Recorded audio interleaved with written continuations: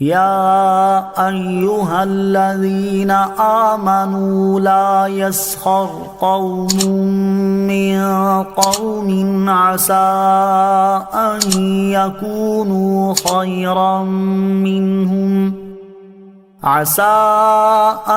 يكونوا خيرا منهم ولا نساء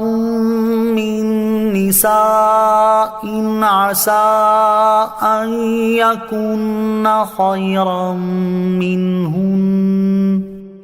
ولا تلمزوا أنفسكم ولا تنابزوا بالألقاب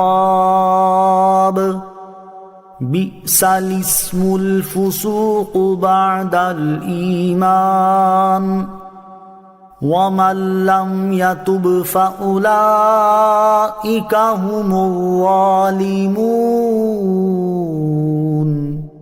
ترجمہ: اے ایمان والو، مرد دوسرے مردوں پر نہ ہنسیں، ہو سکتا ہے کہ وہ ان ہنسنے والوں سے بہتر ہوں، اور نہ عورتیں دوسری عورتوں پر ہنسیں، ہو سکتا ہے کہ وہ ان ہنسنے والیوں سے بہتر ہوں، اور آپس میں کسی کو تانا نہ دو اور ایک دوسرے کے برے نام نہ رکھو۔ مسلمان ہونے کے بعد فاسق کہلانا کیا ہی برا نام ہے، اور جو توبہ نہ کریں تو وہی ظالم ہیں۔ یا ایھا الذین آمنوا لا یسخر قوم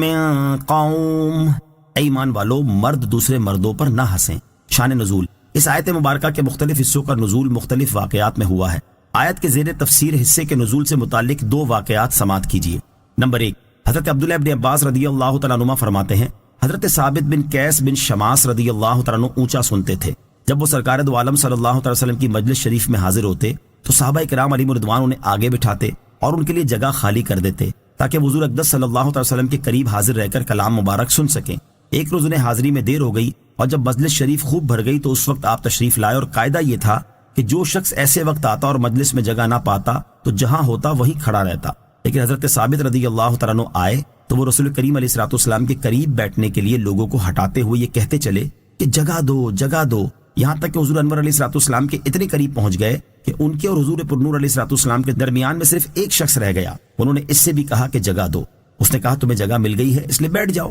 حضرت ثابت رضی اللہ تعالیٰ عنہ غصے میں آ کر اس کے پیچھے بیٹھ گئے۔ جب دن خوب روشن ہوا تو حضرت ثابت رضی اللہ تعالیٰ عنہ نے ان کا جسم دبا کر کہا کون؟ اس نے کہا میں فلاں شخص ہوں۔ حضرت ثابت رضی اللہ تعالیٰ عنہ نے اس کی ماں کا نام لے کر کہا فلانی کا لڑکا۔ اس پر اس شخص نے شرم سے سر جھکا لیا، کیونکہ اس زمانے میں ایسا کلمہ آر دلانے کے لیے کہا جاتا تھا۔ اس پر یہ آیت نازل ہوئی۔ نمبر 2، حضرت ضحاک رضی اللہ تعالیٰ عنہ فرماتے ہیں یہ آیت بنی تمیم کے ان افراد کے بارے میں نازل ہوئی جو حضرت عمار، حضرت خباب، حضرت بلال، حضرت صہیب، حضرت سلمان، حضرت سالم وغیرہ غریب صحابہ کرام رضی اللہ تعالیٰ عنہ کی غربت دیکھ کر ان کا مذاق اڑایا کرتے تھے۔ ان کے بارے میں یہ آیت نازل ہوئی اور فرمایا گیا کہ مرد مردوں سے نہ ہنسیں، یعنی مالدار غریبوں کا، بلند نسب والے دوسرے نسب والوں کا، تندرست اپاہج کا، اور آنکھ والے اس کا مذاق نہ اڑائیں جس کی آنکھ میں عیب ہو سکتا ہے کہ وہ ان ہنسنے والوں سے صدق اور اخلاص میں بہتر ہوں۔ کسی شخص میں فقر کے آثار دیکھ کر اس کا مذاق نہ اڑایا جائے۔ آیت کے دوسرے شان نزول سے معلوم ہوا کہ اگر کسی شخص میں فقر، محتاجی اور غریبی کے آثار نظر آئیں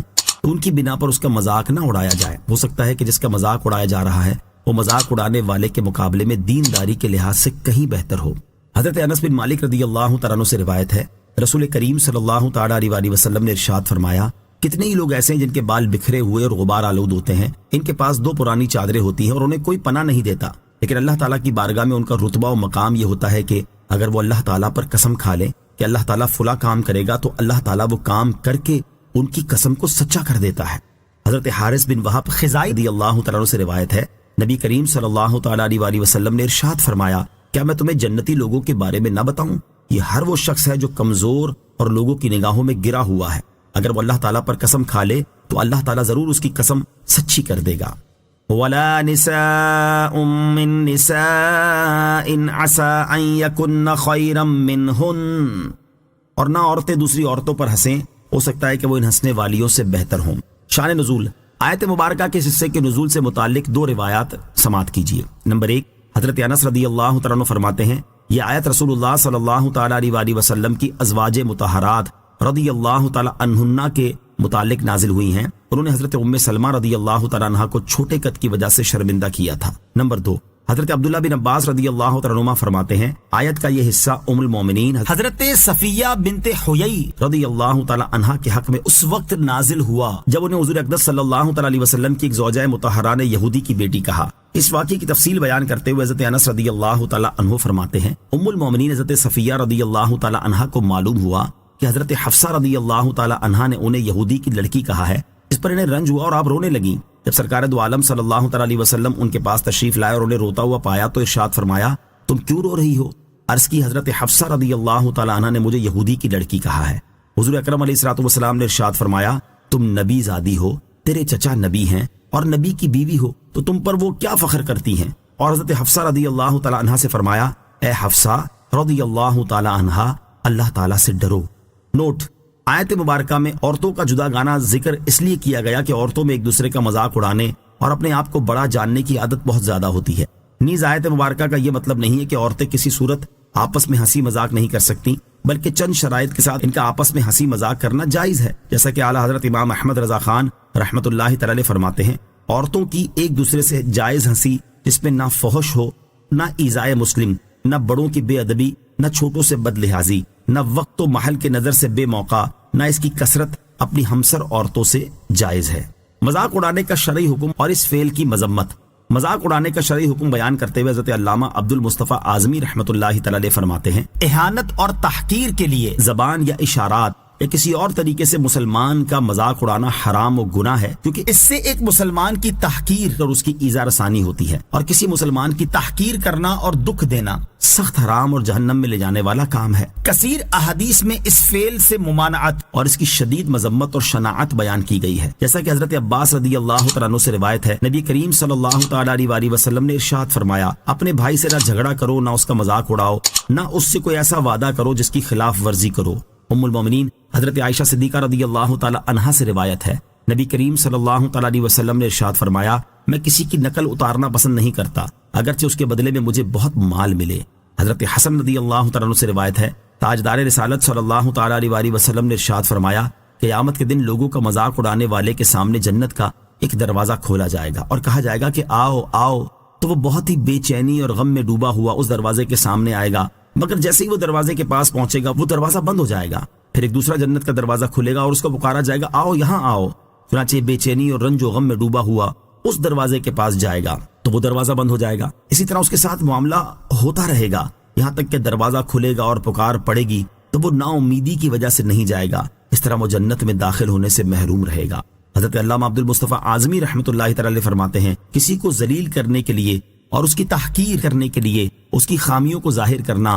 اس کا مذاق اڑانا، اس کی نقل اتارنا یا اس کو تانا مارنا یا آر دلانا یا اس پر ہنسنا یا اس کو برے برے القاب سے یاد کرنا اور اس کی ہنسی اڑانا، مثلا آج کل کے بازام خود اپنے آپ کو عرفی شرفا کہلانے والے کچھ قوموں کو حقیر و ذلیل سمجھتے ہیں اور محض قومیت کی بنا پر ان کا تمسخر اور استہزاء کرتے اور مذاق اڑاتے رہتے ہیں اور قسم قسم کے دل آزار القاب سے یاد کرتے رہتے ہیں، کبھی تانا زنی کرتے ہیں، کبھی آر دلاتے ہیں۔ یہ سب حرکتیں حرام و گناہ اور جہنم میں لے جانے والے کام ہیں، لہٰذا ان حرکتوں سے توبہ لازم ہے ورنہ یہ لوگ فاسق ٹھہریں گے۔ اسی طرح سیٹھوں اور مالداروں کی عادت ہے کہ وہ غریبوں کے ساتھ تمسخر اور اہانت آمیز القاب سے ان کو آر دلاتے اور تانا زنی کرتے رہتے ہیں اور طرح طرح سے ان کا مذاق اڑایا کرتے ہیں، جس سے غریبوں کی دل آزاری ہوتی رہتی ہے، مگر وہ اپنی غربت اور مفلسی کی وجہ سے مالداروں کے سامنے دم نہیں مار سکتے۔ ان مالداروں کو ہوش میں آ جانا چاہیے کہ اگر وہ اپنے ان کرتوتوں سے توبہ کر کے باز نہ آئے تو یقیناً وہ قہر قہار و غضب جبار میں گرفتار ہو کر جہنم کے سزاوار بنیں گے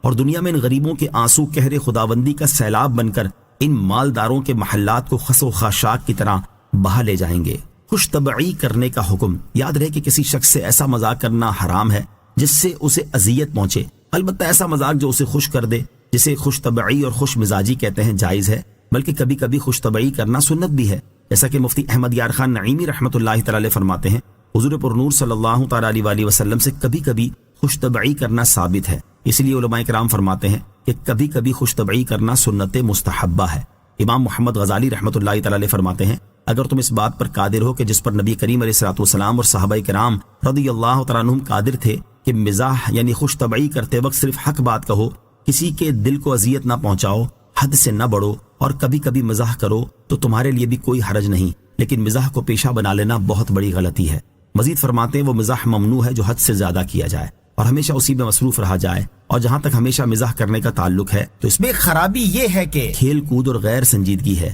کھیل اگرچہ بعض صورتوں میں جائز ہے، لیکن ہمیشہ اسی کام میں لگ جانا مذموم ہے، اور حد سے زیادہ مزاح کرنے میں خرابی یہ ہے کہ اس کی وجہ سے زیادہ ہنسی پیدا ہوتی ہے، اور زیادہ ہنسنے سے دل مردہ ہو جاتا ہے۔ بعض اوقات دل میں بغض پیدا ہوتا ہے اور ہیبت و وقار ختم ہو جاتا ہے۔ لہذا جو مزاح ان امور سے خالی ہو وہ قابل مذمت نہیں، جیسا کہ نبی کریم علیہ الصلوۃ والسلام نے ارشاد فرمایا، بے شک میں بھی مزاح کرتا ہوں اور میں خوش طبعی میں سچی بات ہی کہتا ہوں۔ لیکن یہ بات تو آپ کے ساتھ خاص تھی کہ مزاح بھی فرماتے اور جھوٹ بھی نہ ہوتا، لیکن جہاں تک دوسرے لوگوں کا تعلق ہے تو وہ مزاح اسی لیے کرتے ہیں کہ لوگوں کو ہنسائیں، خواہ جس طرح بھی ہو۔ اور اس کی وعید بیان کرتے ہوئے نبی اکرم علیہ الصلوۃ والسلام نے ارشاد فرمایا، ایک شخص کوئی بات کہتا ہے جس کے ذریعے وہ اپنے ہم مجلس لوگوں کو ہنساتا ہے، اس کی وجہ سے ثریا ستارے سے بھی زیادہ دور تک جہنم میں گرتا ہے۔ اللہ تعالیٰ ہمیں جائز خوش طبعی کرنے اور ناجائز خوش طبعی سے بچنے کی توفیق عطا فرمائے، آمین۔